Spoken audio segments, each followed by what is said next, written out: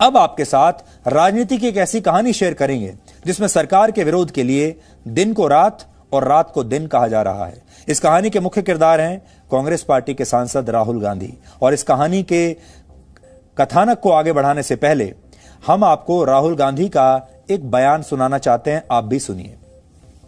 They believe that they can suppress the emotions of the Tamil people. They believe they can crush the language of the Tamil people. They believe that they can suppress the spirit of the Tamil people. I came to give them a message that nobody is going to suppress the Tamil spirit. And there is a reason for it. First of all, the Tamil spirit cannot be suppressed. And second of all, suppressing the Tamil spirit is the worst thing you can do for our country. अब चुनौती आपके लिए यह है कि क्या आपको इस पूरे बयान में से कुछ समझ में आया? शायद आपको कुछ समझ में नहीं आया होगा कि वो क्या कहना चाह रहे हैं। राहुल गांधी की राजनीति का हाल भी बिल्कुल ऐसा ही है, किसी को कुछ समझ नहीं आता। राहुल गांधी छुट्टी मनाकर विदेश से अब वापस लौट आए हैं और छुट्टियों के बीच वाली राजनीति उन्होंने फिर से शुरू कर दी है। किसानों का आंदोलन दिल्ली में चल रहा है, लेकिन वो इसे समर्थन देने के लिए तमिलनाडु के मदुरई पहुंच गए, जहां उन्होंने किसानों को समर्थन देने के लिए जल्लीकट्टू खेल का आनंद लिया, जो पोंगल के मौके पर हर साल आयोजित होता है।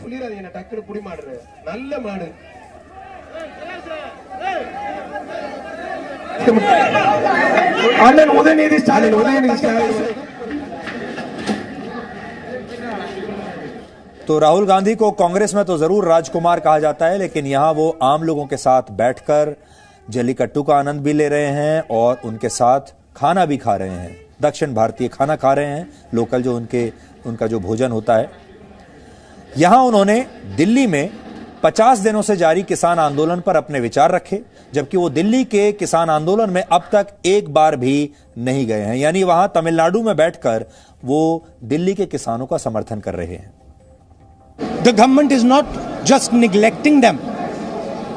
The government is conspiring to destroy them.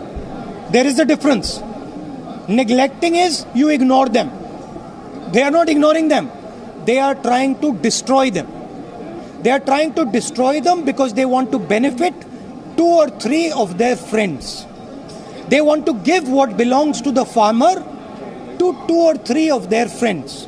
They want to take the land of the farmer, they want to take the produce of the farmer, and they want to give it to their friends.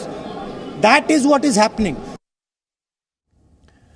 अब गलती ये हो गई कि BJP को घेरने की जल्दबाजी में, नरेंद्र मोदी को घेरने की जल्दबाजी में राहुल गांधी शायद फैक्ट चेक करना भूल गए, जो कि वो अक्सर भूल भी जाते हैं। वैसे भी वोट की राजनीति ऐसी ही होती है कि बड़े बड़े नेताओं को अपना इतिहास और अपने ही फैसले याद नहीं रहते। राहुल गांधी के साथ भी आज बिल्कुल ऐसा ही हुआ। ये वही राहुल गांधी हैं जिनकी पार्टी की यूपीए सरकार ने 10 साल पहले जल्लीकट्टू के त्योहार पर पाबंदी लगा दी थी। इसी जल्लीकट्टू पर उनकी सरकार ने पाबंदी लगाई थी। राहुल गांधी को आज शायद ये याद नहीं रहा कि जयराम रमेश, जो वर्ष 2011 में देश के पर्यावरण मंत्री थे, उन्होंने ही ऐसे त्योहारों के लिए जानवरों के इस्तेमाल पर रोक लगा दी थी। यानी कांग्रेस पार्टी के लिए 2011 में जल्लीकट्टू का खेल खतरनाक था, इसलिए उन्होंने इस पर प्रतिबंध लगा दिया। तमिलनाडु में इसके बाद वर्ष 2016 में जब विधानसभा चुनाव होने थे, तब कांग्रेस पार्टी ने अपने घोषणा पत्र में भी यही लिखा था कि वो जल्लीकट्टू पर पाबंदी के समर्थन में है, पाबंदी के साथ है। इसलिए आज हम कहना चाहते हैं कि दूसरों पर आरोप लगाने से पहले किसी भी नेता को अपना इतिहास जरूर देख लेना चाहिए। जल्लीकट्टू एक विवादित खेल है, यह हम भी जानते हैं। वर्ष 2014 में सुप्रीम कोर्ट ने भी जल्लीकट्टू पर रोक लगा दी थी, जिसका तमिलनाडु में बहुत भारी विरोध हुआ था। राहुल गांधी को तो शायद यह याद भी नहीं होगा कि नरेंद्र मोदी सरकार ने ही वर्ष 2016 में जल्लीकट्टू और बैलगाड़ी की प्रतियोगिता को कुछ शर्तों के साथ मंजूरी दे दी थी।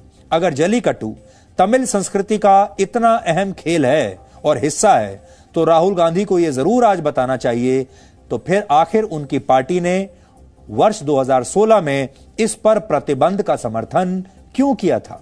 क्या राहुल गांधी को तब यह लगता था कि यह खेल बंद होने से तमिलनाडु की संस्कृति को नुकसान नहीं होगा?